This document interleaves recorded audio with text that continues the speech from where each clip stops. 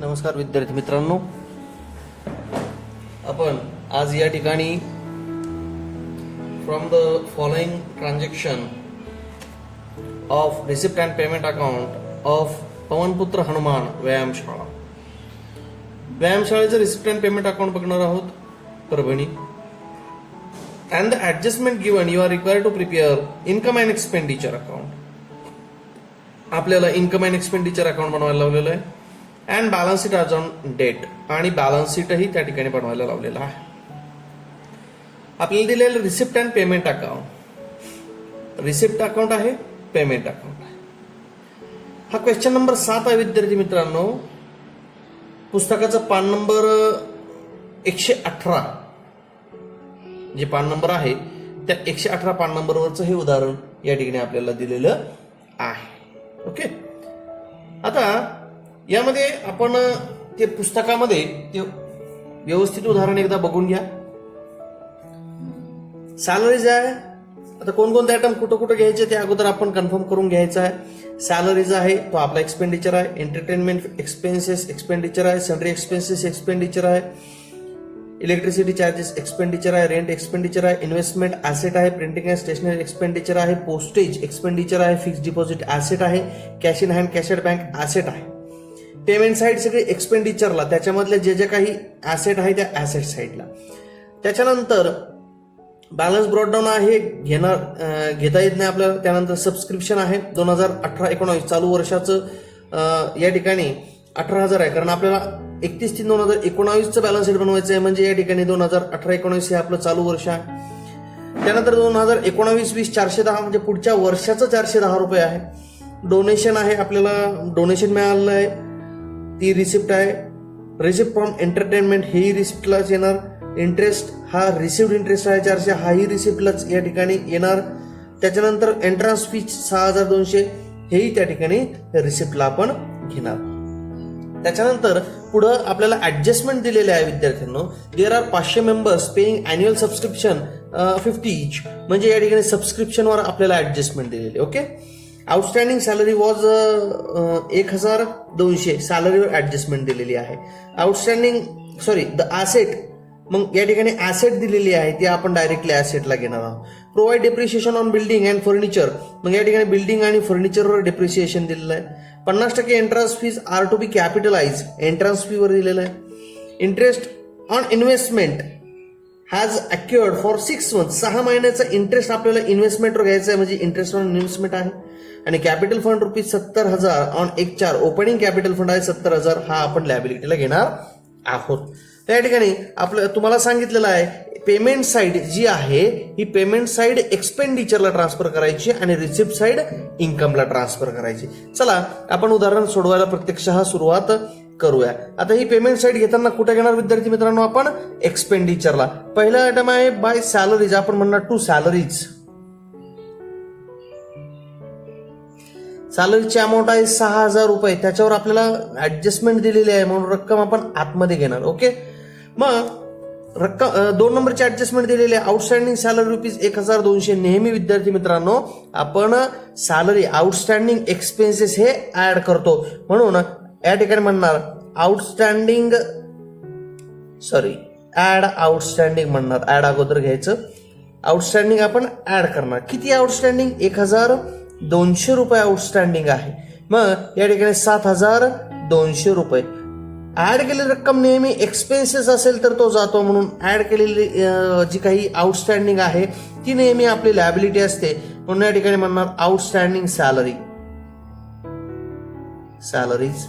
जेवढी आउटस्टँडिंग आहे तेवढीच या ठिकाणी घ्यायची आहे. 1,200 सॅलरी झाली. त्याच्यानंतर एंटरटेनमेंट एक्सपेन्सेस, मग या ठिकाणी आपण म्हणणार टू एंटरटेनमेंट.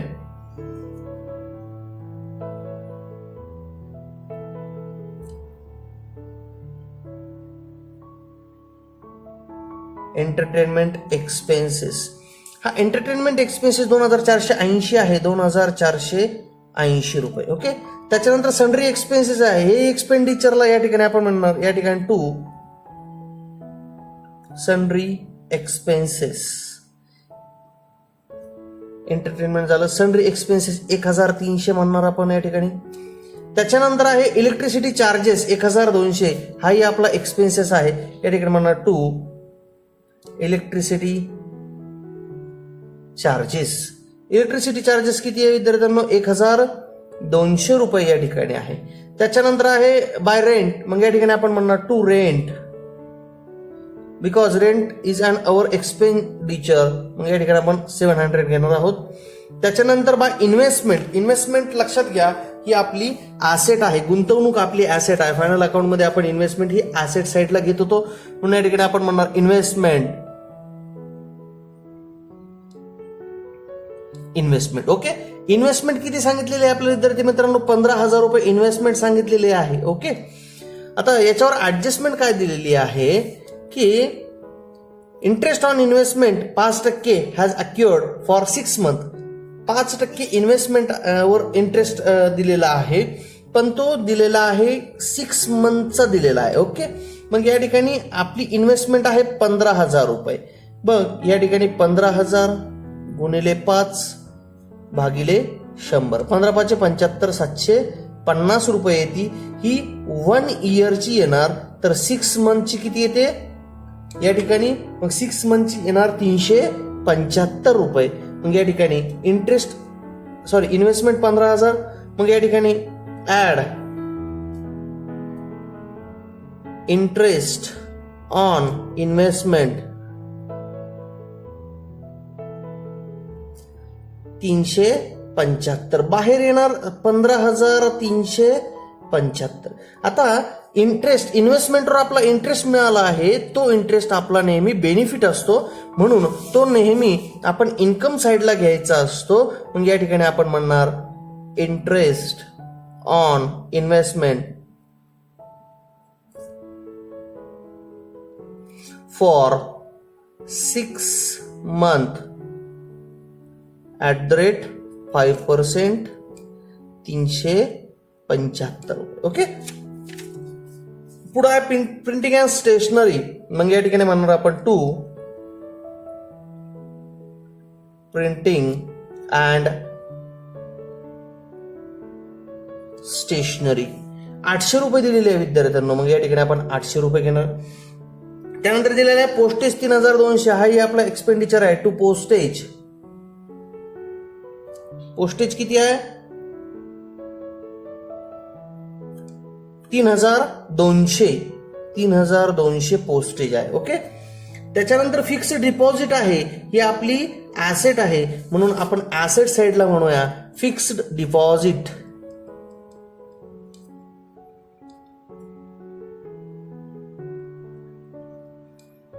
₹3,900. त्याच्यावर कुठल्याही प्रकारचे ऍडजस्टमेंट नाही, म्हणून आपण या ठिकाणी फिक्स डिपॉझिट. त्याच्यानंतर बॅलन्स कॅरीड डाऊन आहे, कॅश इन हँड आणि कॅश ॲट बँक. मग या ठिकाणी म्हणणार cash in hand, cash at bank. Okay. मग या ठिकाणी कॅश इन हँड 830 रुपये आणि कॅश ॲट बँक 6,000 रुपये. ओके. मग या ठिकाणी पेमेंट साईड सगळं झालेली आहे. आता या ठिकाणी आहे रिसिप्ट साईड, हा बॅलन्स आपण घेणार नाही आहोत. आता पहिलाच आयटम दिलेला आहे आपल्याला सबस्क्रिप्शन, हा आपला इन्कम आहे. मग या ठिकाणी आपण म्हणणार बाय सबस्क्रिप्शन.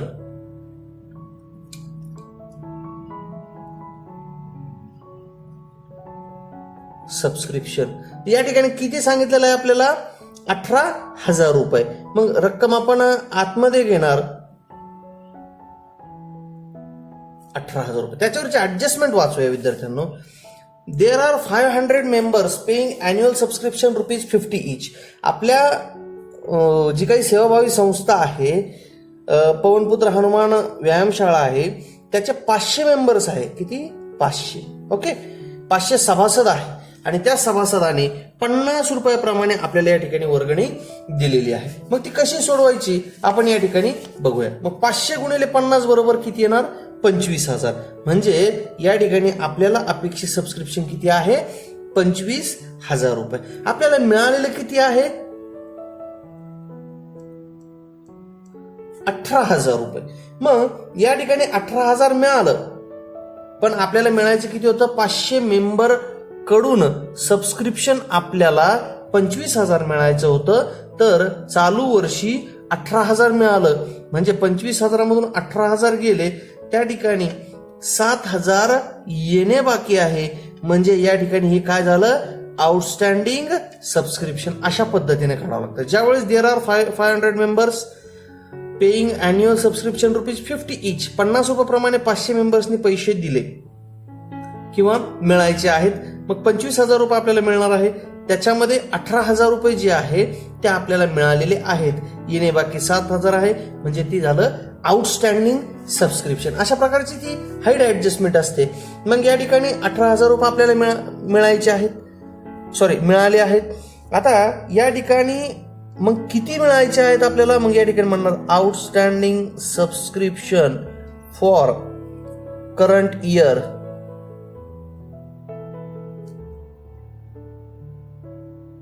मग या ठिकाणी आपण ऍड म्हणणार. ओके, मग 18 मध्ये किती मिळवल्यानंतर 25 होतात, तर 7 मिळवल्यानंतर या ठिकाणी 25 होतात. मग या ठिकाणी आपण बाहेर घेणार 25,000 रुपये सबस्क्रिप्शन घेणार. लक्षात आलं ऍडजस्टमेंट. त्याच्यानंतर आहे 2019-20 410 रुपये. ही 2019-20चं सबस्क्रिप्शन आहे विद्यार्थी मित्रांनो. म्हणजे आपलं चालू वर्ष 18-19 आहे, पुढचं वर्ष 19-20 आहे. म्हणजे हे सबस्क्रिप्शन नेक्स्ट इयरचं आहे. म्हणजे नेक्स्ट इयरचं सबस्क्रिप्शन आपण डायरेक्टली लायबिलिटीला घेणार. मग या ठिकाणी आपण काय म्हणणार, subscription received in advance. Subscription received in advance. Okay, त्या ठिकाणी किती येते, 410 रुपये. हे जर subscription received in advance adjustment मध्ये आलं असतं तर आपण या सबस्क्रिप्शन मधून ते लेस केलं असतं आणि दुसरा इफेक्ट लायबिलिटीला घेतला असता. परंतु हे रिसिप्ट अँड पेमेंट साइडला आलेलं आहे म्हणून डायरेक्टली हे लायबिलिटीला आपण या ठिकाणी घेतलं. लक्षात आलं. त्यानंतर पुढे आहे डोनेशन 6,000. मग या ठिकाणी आपण म्हणणार बाय डोनेशन.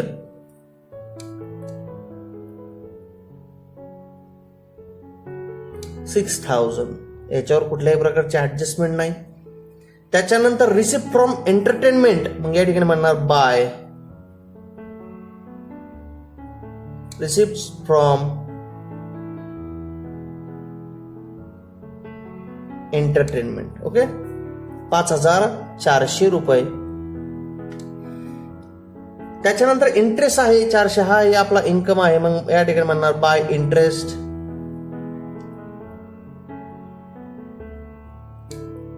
₹400. ओके, त्याच्यानंतर आहे एंट्रान्स फीज. मग या ठिकाणी म्हणणार bye entrance fees.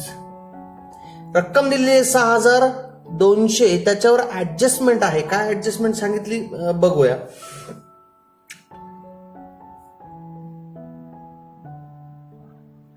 %50 entrance fees is to be capitalize. म्हणजे 50% एंट्रन्स फीज जी आहे तिचा समावेश हा कॅपिटलमध्ये केलेला आहे किंवा ती कॅपिटलाइज केलेली आहे. म्हणजे आपल्याला ती 50% एंट्रन्स फी कॅपिटलाइज करावं लागणार, म्हणजे लेस करावी लागणार. या ठिकाणी आपण म्हणणार लेस कॅपिटलाइज्ड 50%.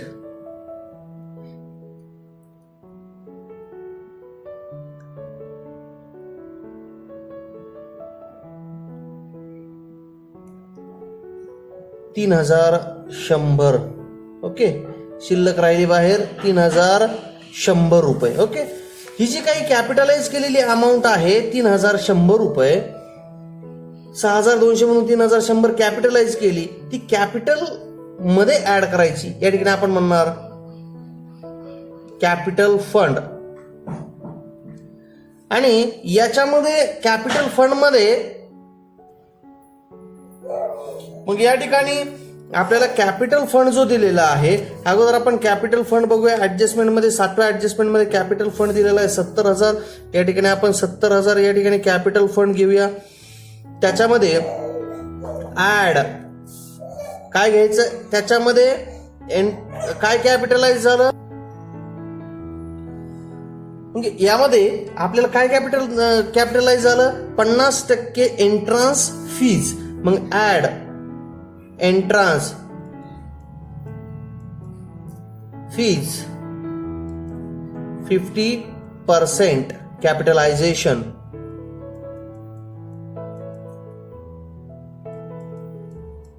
कॅपिटलाइज्ड किती आहे ती 3100 रुपये. ओके. मग पहिले एंट्रान्स फी मधून लेस आणि दुसरा इफेक्ट हा कॅपिटल मध्ये ऍड करायचा. ओके.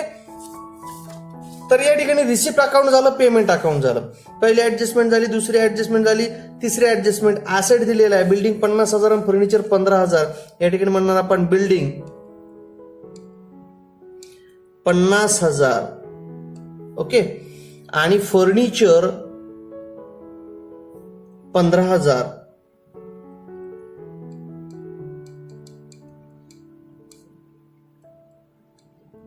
ओके. त्याच्यावर ऍडजस्टमेंट दिलेली विद्यार्थी मित्रांनो आपण या ठिकाणी provide depreciation on building 5% depreciation सांगितलेलं आहे. मग नेहमी डेप्रिशिएशन आपण काय करतो, लेस डेप्रिशिएशन ऍट द रेट 5%. 5×5=25. म्हणजे या ठिकाणी बिल्डिंग मधून 2,500 रुपये या ठिकाणी वजा होणार आणि रक्कम बाहेर येणार 47,500 रुपये. फर्निचर मधून या ठिकाणी आपण म्हणणार less depreciation at the rate. फर्निचरवर डेप्रिसिएशन किती सांगितलं, 10%. मग 15,1,500 या ठिकाणी 1,500 रुपये डेप्रिसिएशन लेस होणार. 15,000 1,500 वजा झाले 13,500 रुपये या ठिकाणी आपण घेणार. म्हणजे ही ऍडजस्टमेंटही या ठिकाणी प्रोव्हाइड डेप्रिसिएशनची झालेली आहे. मग या ठिकाणी सगळं काही पहिली ऍडजस्टमेंट झाली, दुसरी झाली, तिसरी झाली, चौथी झाली, पाचवी झाली, 6वी झाली आणि 7वी ऍडजस्टमेंट या ठिकाणी झालेली आहे. आता आपला एक महत्वाचा भाग राहिलेला आहे तो म्हणजे आता या ठिकाणी टॅली करायचं बॅलन्स शीट. अगोदर जो काही सरप्लस असेल, डेफिसिट असेल तो त्या ठिकाणी आपल्याला काढावायचा आहे. मग या ठिकाणी आपण जी काही ही एक्सपेंडिचर डेबिट साइड, ही क्रेडिट साइड, 40,275 क्रेडिटची टोटल आली. तीच आपण या ठिकाणी मोठी आहे म्हणून 40,275 मांडू. या मोठ्या रकमेमधून लहान रक्कम ही वजा केली असता रक्कम शिल्लक या ठिकाणी राहते. पण त्या अगोदर आपण या ठिकाणी जे ऍसेटचं डेप्रिशिएशन काढलेलं आहे, डेप्रिशिएशन कोणतं, बिल्डिंगचं 5% आणि फर्निचरचं 10%. बिल्डिंगचं 2,500 आणि फर्निचरचं 1,500. हे डेप्रिशिएशन वजा केलेलं आहे. वजा केलेलं डेप्रिशिएशन नेहमी आपला एक्सपेंडिचर साईडला घ्यायचं असतं किंवा नेहमी आपला लॉस असतो, म्हणून हे वजा केलेलं डेप्रिशिएशन एक्सपेंडिचरला घ्यायचं. आपण या ठिकाणी म्हणणार टू डेप्रिशिएशन अकाउंट. मग या ठिकाणी आपण म्हणणार बिल्डिंग आणि फर्निचर. बिल्डिंगचं या ठिकाणी आहे 2,500 आणि फर्निचरचं आहे 1,500. 2 1 3 1 4,000 रुपये या ठिकाणी आहे. ओके. मग ह्या क्रेडिटची टोटल आहे 40,275. ती डेबिटला घेतली, त्याच्यातून ही डेबिटची टोटल वजा केली जाता रक्कम शिल्लक राहते 19,395. 19,395 याला नाव देणार आपण surplus. Excess of income over expenditure. Excess of income over expenditure. Okay. हा झाला सरप्लस. सरप्लस नेहमी कॅपिटलमध्ये ऍड करायचा असतो आणि डेफिसिट नेहमी कॅपिटल मधून लेस करायचा असतो. या ठिकाणी आपण म्हणणार ऍड सरप्लस. सरप्लस 19,395. रक्कम बाहेर येणार 92,495. ओके. मग या ठिकाणी 92,495 रक्कम आली. मग या ठिकाणी आता दोन्हींची आपण टोटल करणार आहोत.